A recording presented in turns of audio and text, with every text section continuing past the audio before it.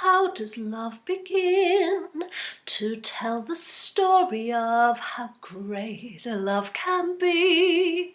The true love story that is older than the sea.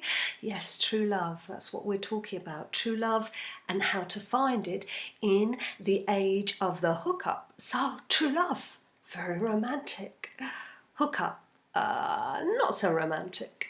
So how have we ended up here? Where is here and what is true love? A lot of confusion about that.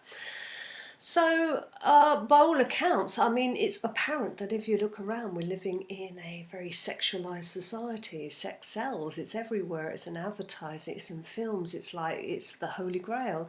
And yet, ironically, evidence suggests that we are actually less sexual than ever before, and we're opting out of relationships, out of marriages, living on our own, single people, biggest section of the community, biggest growing section of the community. So what's that about?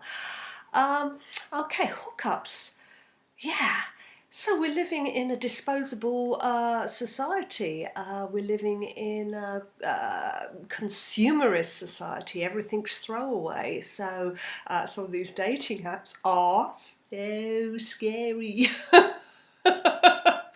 It's like, whoa, throwaway, swipe, swipe, yes, no, ooh, throwaway, throwaway, throwaway. So what do I think of hookups? Well, you know, there's a place for it, I guess, but here I go speaking from a female perspective, and I'm by no means speaking for every female, but what I would say is that for myself, I kind of think that if there's not some kind of emotional context to intimacy, then there's not a lot in it for me, really.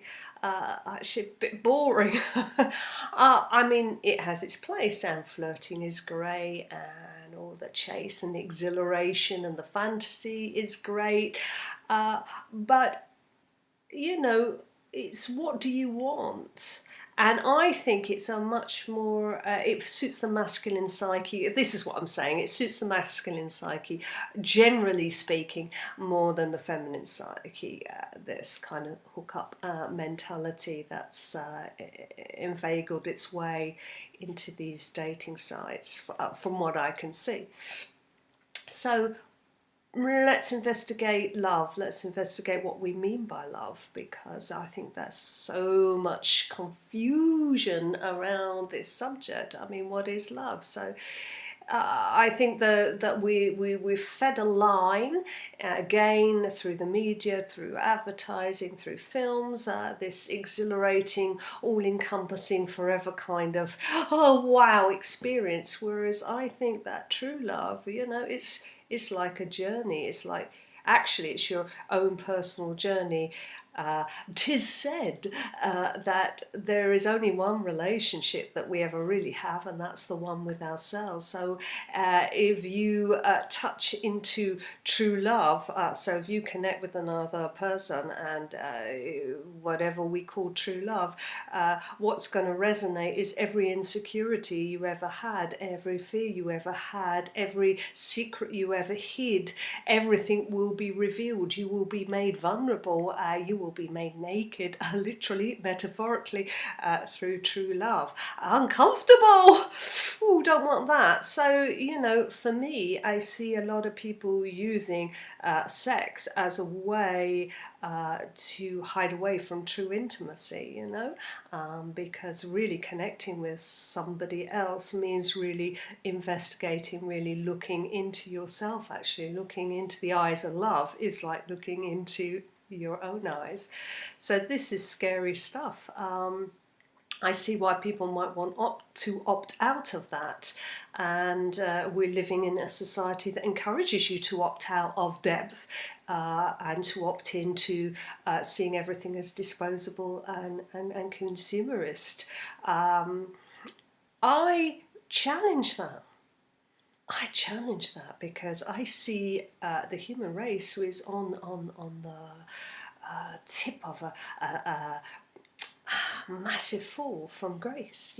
I see us heading towards disaster. I don't think I'm unique in seeing that, and there's something gone awry with our thinking. It's as though we've got so disconnected from each other and from ourselves that we are entering into a psychopathic kind of mode of mentality that is neither nourishing nor ultimately going to serve us.